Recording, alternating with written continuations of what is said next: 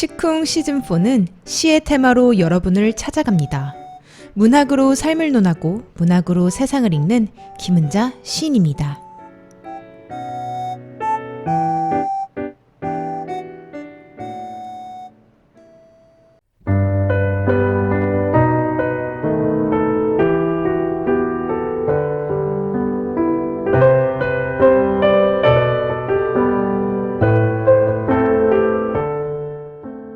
맨몸으로 서 있는 창밖의 겨울나무. 오늘은 왠지 예사롭게 보이지 않네요. 아무래도 나무가요, 수 많던 그 나뭇잎이 없어진 것이 아니라 가진 것을 내려놓은 것 같은 생각도 듭니다. 겨울나무에 속말이 보이는 날입니다. 이재무 시인의 겨울나무라는 시가 생각나요. 이파리 무성할 때는 서로가 잘 베지 않더니 하늘조차 스스로 가려 발밑 어둡더니 줄기와 가지로만 견뎌보자니 보이는구나.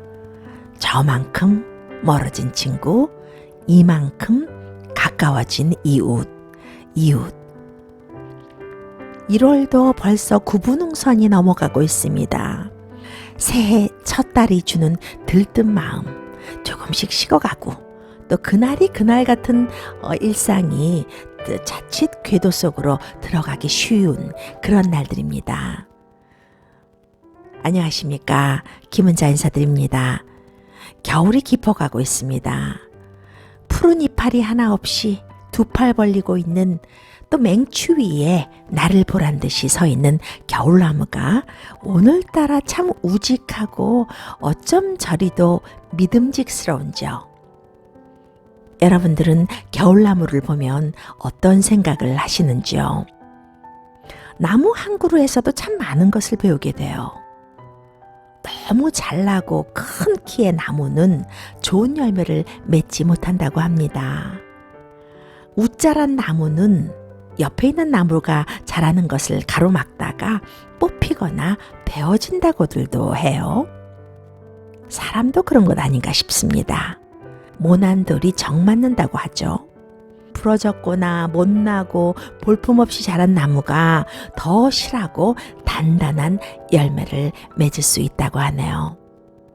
맨몸으로 추위에 맞서서 서 있는 나무를 보면 정말 성한 나무가 하나도 없더라고요. 어디가 부러졌던지 구멍이 났던지. 그러나 모두 겨울이 지나면 부러졌었거나 구멍이 났었다 하더라도 풀어진다는 거예요. 사람 사는 일도 크게 다르지 않겠습니다. 구멍 나고 부러진 힘든 시간을 지나면 좋은 날이 오는 거니까요. 하늘 아래 한 점 부끄럼 없는 겨울나무가 다시 보이는 아침입니다.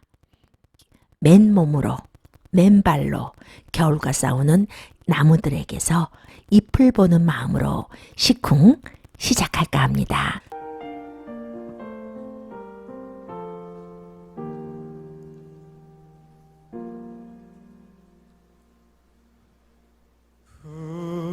분이 부시게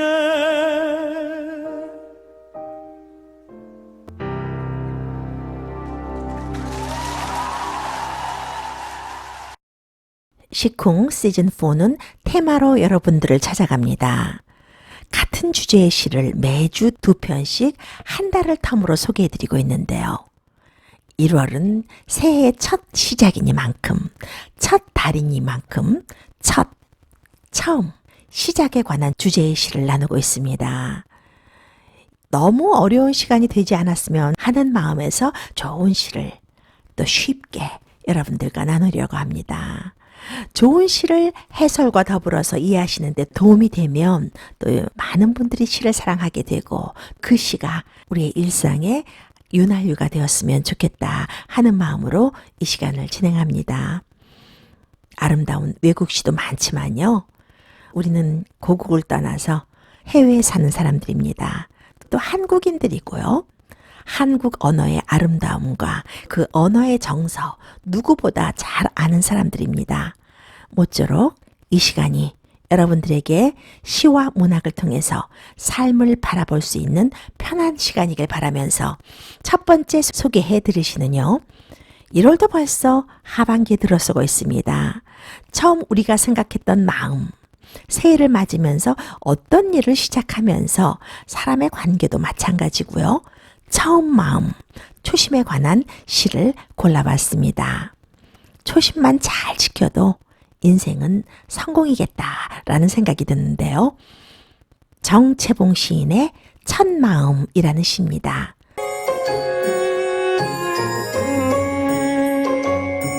살면서 힘들다고 느끼거나 나태해질 때쯤 한 번쯤 뒤돌아보게 하는 시입니다. 하루하루 처음 마음처럼만 산다면 못 이룰 것이 뭐가 있을까요? 삶이, 관계가 힘들 때 이 시는 마음을 다시 한번 돌아보게 하는 시입니다. 길이 끊기고 관계가 꼬이고 사랑과 사업의 실패에 직면했을 때 초심으로 돌아가면 길이 보이거든요. 그게 바로 지름길이기도 한데요. 우리는 너무 멀리 돌아가는 경향이 있는 것 같습니다. 초심은 새 마음이고 새 출발이고 새로운 해결의 시작임은 틀림없는 것 같아요. 새해가 지나고 첫 달이 구분홍선을 넘어가는 딱 이때쯤 읽으면 정말 좋은 시가 이 시입니다. 이 시는 딱히 해설이 필요하지 않은 시기도 해요. 시 문장 하나로 충분히 소통이 되고요. 충분히 감동이 오는 시입니다. 여러분들에게 시의 해설보다 초심에 관한 얘기를 들려드리는 것이 더 좋을 것 같아요. 초심이라는 한자를 보면은요. 초자가요. 옷의 의자와 가위 도자가 합친 것입니다. 그게 바로 한자로 초자예요. 옷을 만드는 시초다라는 말인데요. 처음에 세운 뜻을 이루려고 끝까지 밀고 나가는 초지일관의 의미가 여기서 나왔다고 합니다. 이백의 고사시를 보면요. 초심불망 마부작침이라는 말이 있어요. 초심을 잃지 않으면 도끼를 갈아서 바늘을 만드는 일도 가능하다라는 말인데요. 그만큼 초심이 살아가는데 중요하다는 말이겠죠. 초심불망 마부작침에 얽힌 이야기를 들려드리겠습니다. 참 재미있어서요. 소년 이백이 공부에 실증이 나서 어느 날 하산하고 돌아오는 길이었는데요. 한 노파가 냇가에서 바위에 도끼를 까고 있었다고 합니다. 소년 이백이 물었죠. 할머니 뭐 하고 계신 거예요? 할머니가 바늘을 만들려고 한단다 라고 대답했어요. 소년 이백이 아니 도끼로 바늘을 만든다고요? 큰 소리로 웃으면서 물었습니다. 얼마나 기가 막혔겠어요? 도끼로 그걸 까고 까서 그만 바늘을 만든다고 하니요. 그때 노파가 말했다고 합니다. 얘야, 비웃을 일 아니다. 중도에 그만두지만 않으면 언젠가는 이 바늘을 만들 수 있단다. 이 말을 들은 이백이 크게 깨닫고 글 공부를 다시 시작해서 큰 시인이 되었다고 합니다. 오늘 여러분들에게 소개해드린 정채봉의 첫 마음. 이 시를 쓴 정채봉 시인은 겉멋을 걸러내고 쉽고 투명한 언어로 삶을 비춰주는 시를 많이 쓴 시인입니다. 그가 어려서 어머니를 잃었다고 해요. 참 외롭게 자란 거죠. 그의 어머니가 그를 출산하다가 세상을 떠나서 어릴 적부터 광양 외갓집 외할머니 손에서 자란 거예요. 내성적이고 심약한 성격이었고 또 학교나 동네에서 또래 집단에도 끼지 못했던 아주 소심한 아이였다고 합니다. 혼자 우두커니 바다를 바라보는 시간이 많았다고 하는데요. 그렇지만 어릴 적부터 동화 작가가 되겠다라는 마음을 먹었다고 하는데요. 마침내 꿈을 이루어낸 시인이기도 합니다. 물론 과정에서 수많은 실패와 좌절이 있었겠죠. 그때마다 정채봉 시인은 초심으로 극복했다고 합니다.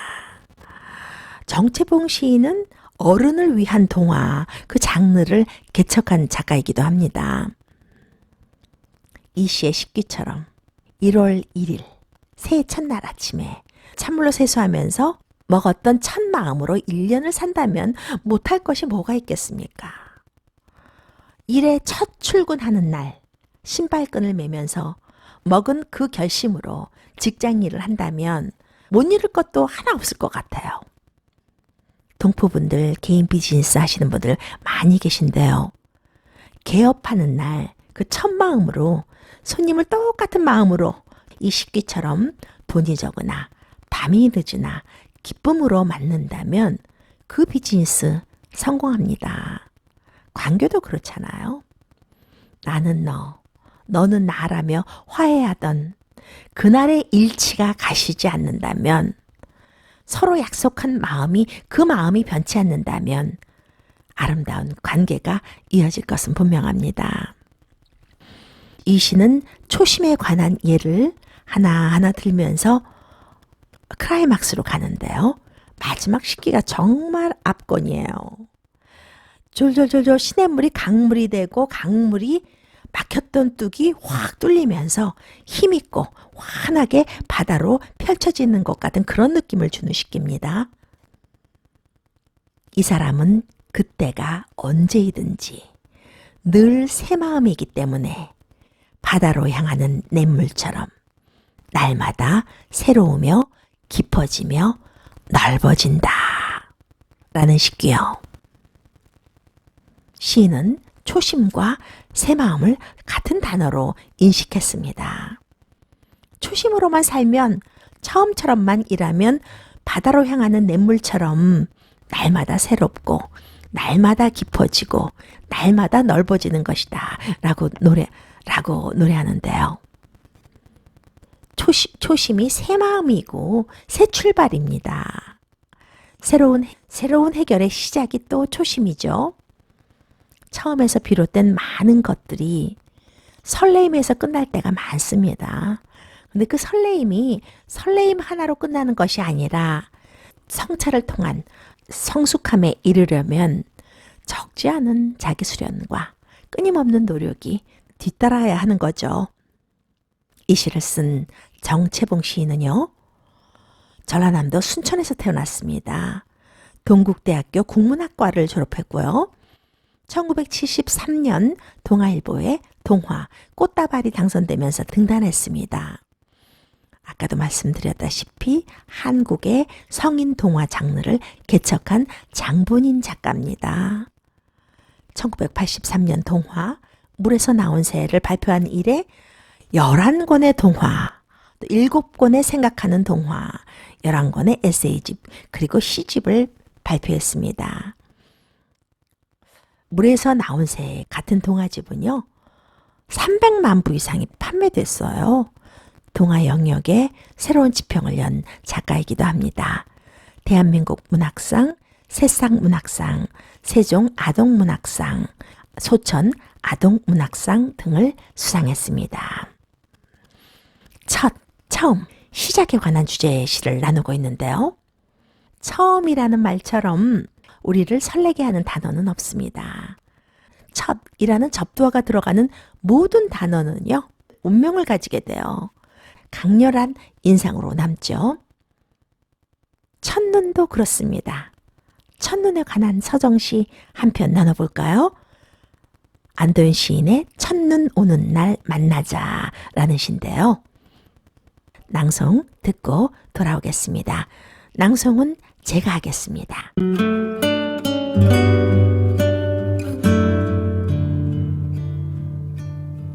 첫눈 오는 날 만나자. 안도현. 첫눈 오는 날 만나자. 어머니가 쌀이 빗자루로 쓸어놓은 눈길을 걸어 누구의 발자국 하나 찍히지 않은 순백의 골목을 지나 새들의 발자국 같은 흰 발자국을 남기며 첫눈 오는 날 만나기로 한 사람을 만나러 가자.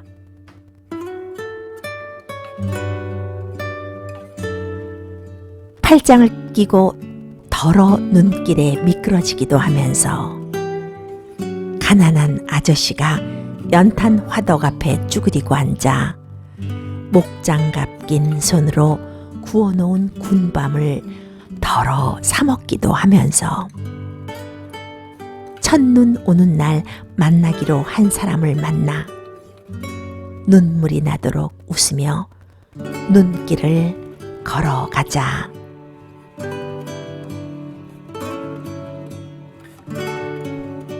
사랑하는 사람들만이 첫눈을 기다린다. 첫눈을 기다리는 사람들만이 첫눈 같은 세상이 오기를 기다린다. 아직도 첫눈 오는 날 만나자고 약속하는 사람들 때문에 첫눈은 내린다. 세상에 눈이 내린다는 것과 눈 내리는 거리를 걸을 수 있다는 것은 그 얼마나 큰 축복인가. 첫눈 오는 날 만나자. 첫눈 오는 날 만나기로 한 사람을 만나 커피를 마시고 눈 내리는 기차역 부근을 서성거리자.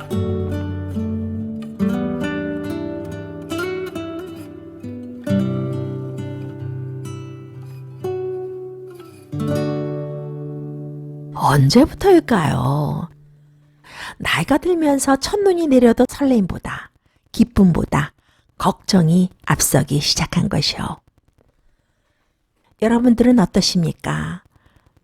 이 시 역시 어려운 단어나 화려한 수사법을 전혀 쓰지 않은 시예요. 읽는 것 하나만으로도 소통이 되는 시입니다. 소재나 시어가 또 일상에서 흔히 만날 수 있는 거라서 어쩌면 진부할 수도 있겠지만요. 그런 시들을 요즘은 독자들이 열광합니다. 이 시는요, 반전의 시선이 있어요. 현대시 자체가 문학의 자폐성, 난해성, 물론 그런 것들을 문학적 가치다라고 말하는 사람들도 있지만요. 이렇게 쉬운 언어로 독자의 마음을 훔치기란 쉬운 일이 아닙니다. 이 시에서 소재로 등장하는 눈이 참 익숙해요. 그렇지만 시를 듣고 나면 참 새롭죠. 그래서 시를 발견이라고 하나 봅니다. 우리가 일상에서 무심코 지나쳤던 것에 이 생명과 신선함을 불어넣으면서 참 새롭게도 살려내요. 저는 이 시기가 예술인 것 같습니다. 첫눈 오는 날 만나자고 약속하는 사람들 때문에 첫눈이 내린다는 말이요. 그러니까 첫눈 오는 날 만나자고 약속한 사람들 때문에 첫눈이 오는 거고요. 사랑하고자 하는 사람들 때문에 사랑이 있다는 말이겠죠. 아름다운 긍정입니다. 이런 반전의 시학은 과학이니 이성으로 따질 수 없는 것들이에요. 새해에는 청취자 여러분들 모두 첫눈처럼 행복과 축복이 정말 모두에게 골고루 내렸으면 좋겠다 하는 마음으로 이 시를 소개해드렸습니다. 이 시를 쓴 안도현 시인은요, 1961년 충북 예천에서 태어났습니다. 단국대학교 대학원 문예창작과에서 석박사를 했고요. 매일신문에 낙동강이라는 시로 등단했습니다. 시집으로는 너에게 묻는다, 연어이야기, 연탄 한 장, 아무것도 아닌 것에 대하여, 스며드는 것 등이 있고요. 서울시 문학상, 노작 문학상, 이수 문학상, 윤동주 문학상 등을 수상했습니다. 오늘은 처음, 첫, 시작이라는 설레이는 주제의 시들을 소개해드렸습니다. 생경함과 낯섦, 그러면서도 익숙함, 또 두근거림, 그런 것들이 교차하는 그런 시간이었습니다. 시콩, 시를 공감하고 나누는 사이에 인사드릴 시간이 되었습니다. 다음 주에도 좋은 한국시로 찾아뵙겠습니다. 김은자였습니다.